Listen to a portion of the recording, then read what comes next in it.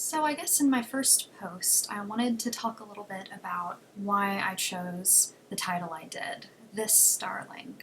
I was talking with my friend Jamie, and she was telling me about when we first met and how one of the things she noticed about me was that I always had bird motifs around me, on my blouse, on my necklace, on my ring, and that she just sort of marked that about me when we first met and when we were first getting to know each other. And I thought that was really cool because I really didn't realize how much I liked having those motifs around me. I had never thought about it that much, that I surrounded myself with images of beautiful birds in flight and birds breaking free of cages.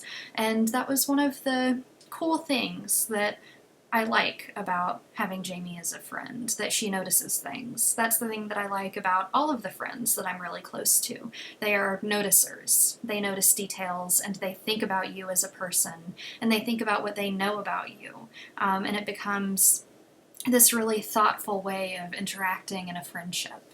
So I decided that it would have something to do with birds, as a memory of my friendship with Jamie and how close we are, and how I want to be the kind of friend who notices and who marks the small details and who remembers them. So we were talking about birds, and I thought, well, I've always loved swallows, but I don't really identify with them very meaningfully. They don't mean much to me. And then I thought, about different birds that I liked and that I might want to use. And Jamie mentioned starlings, I think, or maybe I mentioned starlings, because Jamie thought of a passage from A Sentimental Journey by Lawrence Sterne. Which I liked because it's an 18th century text, and it's something that I was familiar with. And she reminded me of a passage about a starling, which I'm going to read now. I was interrupted in the heyday of this soliloquy with a voice which I took to be of a child, which complained it could not get out. I looked up and down the passage, and seeing neither man, woman, or child, I went out without further attention.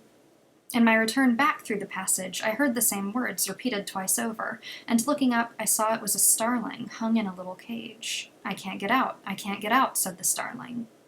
I stood looking at the bird, and to every person who came through the passage it ran fluttering to the side, towards which they approached it, with the same lamentation of its captivity. I can't get out, said the starling. God help thee, said I, but I'll let thee out, cost what it will. So I turned about the cage to get to the door.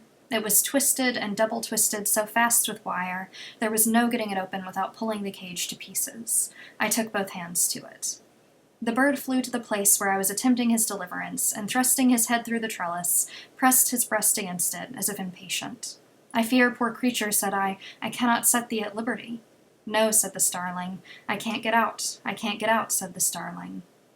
I vow I never had my affections more tenderly awakened, nor do I remember an incident in my life where the dissipated spirits, to which my reason had been a bubble, were so suddenly called home. So I know that doesn't seem to be a very hopeful passage upon first reading, but what I like about it is that there is a passerby who sees a caged bird, and he walks by, and unlike all of the others who pass and keep going, this person stops and tries to do something to help the bird. In the end, he isn't able to let the bird out of the cage, but what I think is important and significant there, and what's really meaningful to me, is that he tried.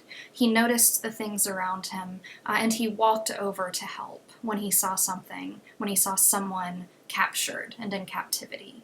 I think at times we all feel like a bird in a cage, fluttering around, looking and hoping for someone to let us out. But it's also a reminder to me that we have agency in our lives, and we can be the people who look around and who notice people who are in trouble, and we can go over and help them. At least try to. Maybe we also won't be able to let them out of the cage, but at least we've gone over and shown them that someone is paying attention, and that someone is there and willing to offer a helping hand. So I really love the imagery of this with the starling, even though it's an encaged starling, that I really began to identify with the image of this bird. I like that starlings can be sometimes sort of plain and drab until they get into the right lighting, and then you see that their feathers have this beautiful iridescent quality. So it's almost like they're a little bit of magic hiding in plain sight, and I really like that idea too. So those are some thoughts on why I chose this Starling to be the name of my vlog channel, and why I'll be thinking about that as I move forward, as I make this vlog, as I film different ideas for videos, and as I look at this as a new way of communicating with the world, and with my friends, and with people that I haven't met yet. So, welcome to this Starling. Think about who you can walk towards in your life today.